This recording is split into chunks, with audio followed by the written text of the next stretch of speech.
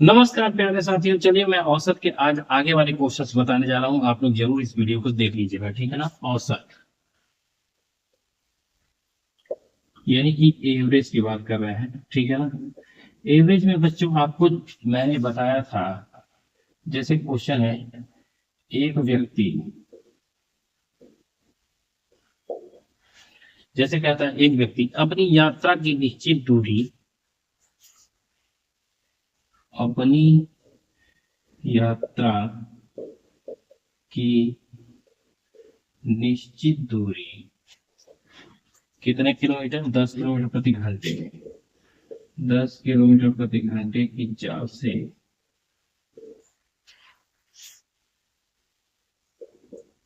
तय करता है, ठीक है। शेष 20 किलोमीटर की दूरी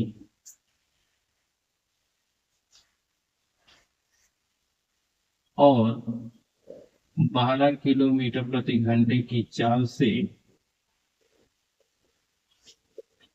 वापस आ जाता है।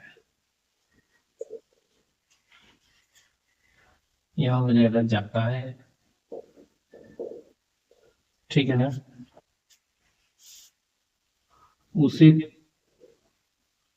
कुल 2 घंटे का समय लगता है।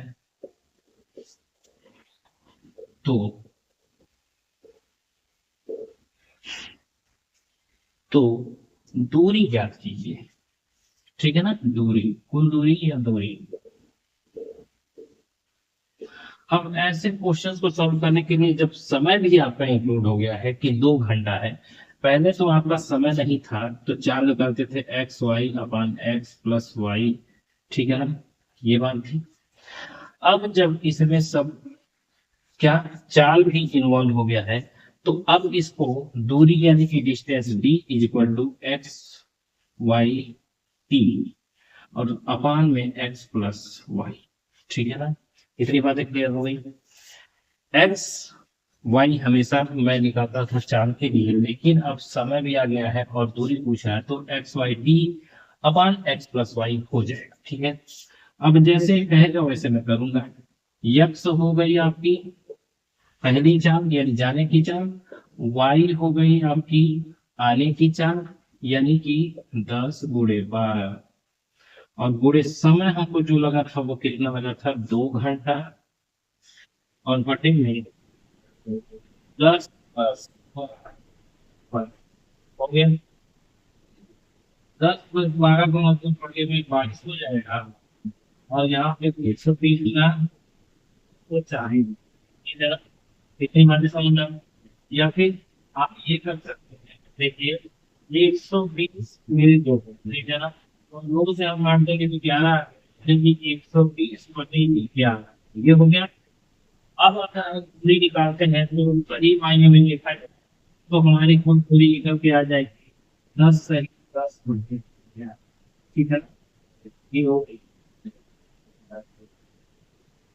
भाई। 120 को 11 से भाग देंगे तो कितना है, 10 से 10 बटे 11, लो, ठीक है। तो इतनी बातें आपको समझ में आ गई, ठीक है। चलो अगला क्वेश्चन देखते हैं बच्चों।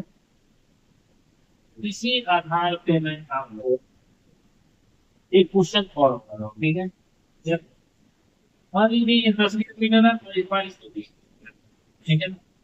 और ये एक्स और वाई की चाल आपको पता है, ठीक है। इसको 20 किलोमीटर है, ठीक। और इसको 10 किलोमीटर चिंता है, इसको आएंगे, और समय आपका 2 घंटा है, ठीक है। तो चलिए जल्दी से इसको सॉल्व करना हो तो एकदम वही चीजें हैं, बाकी सब कुछ सेम है, बस कुछ चीजें बदल। तो टी यानी कि टी इज इक्वल टू, मैंने आपको x y T upon x plus Y. तो अब हम निकालेंगे एक्स हमारा क्या है, जाने की चाल 10 गुणे 20, आने की चाल समय भी हमारा 2 है, और 10 + 20, 10 + 20 का मतलब हो गया 30, और ये कितना हो गया, 2 सौ, ये 2 काट देंगे तो आ गया 15, अब 5 दिया है 15, 5 का भी 4 बटे 3, ठीक है ना। यानी कि आप भाग देंगे तो कितना, 3 एक सौ 3 एक 4, दानिया जीरो को 3 तरीके देना हो, ठीक है ना। फिर 3 करके किलोमीटर आता है।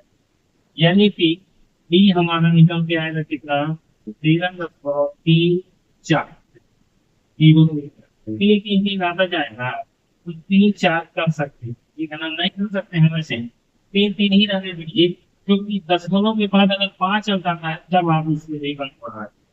तो 3 3 आ रहा है, 3 5 7 ऐसे आता है, तो हम उसको कर, ठीक है। तो ये चीजें आप देख लीजिए, अच्छे से समझ लीजिए, ठीक है।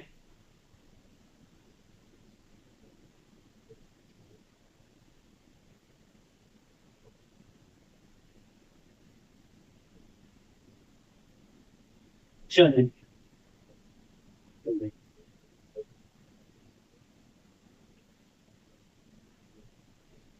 अब जो है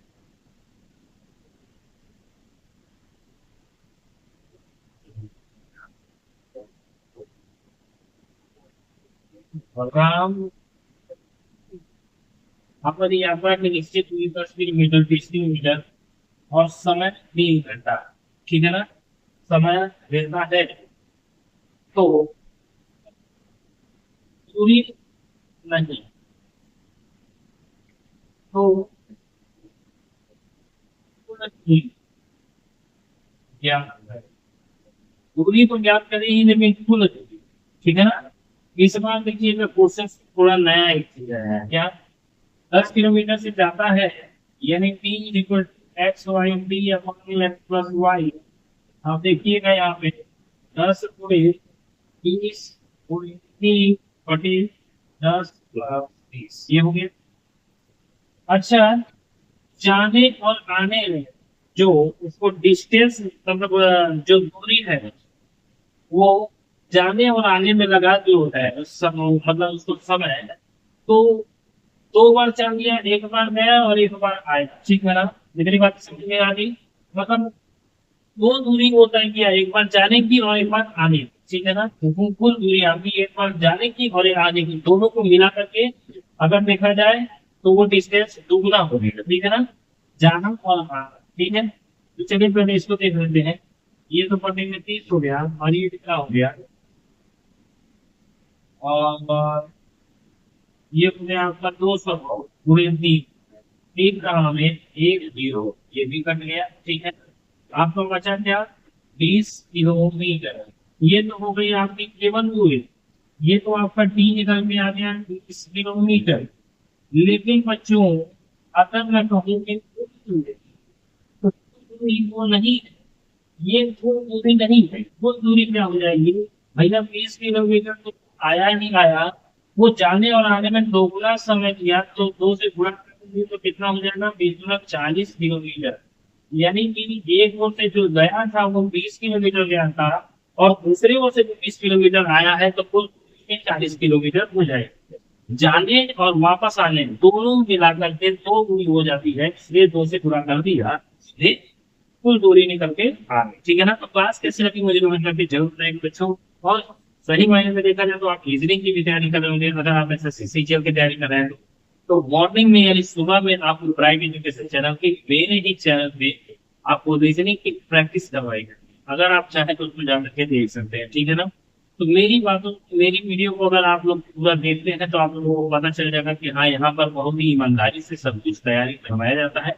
अगर आपकी मर्जी हो तो आप तैयारी कर सकते हैं, ठीक है ना। तो चलिए मैं अभी आज मिलता हूँ, अभी मैं तब तक के लिए जय हिंद, जय भारत।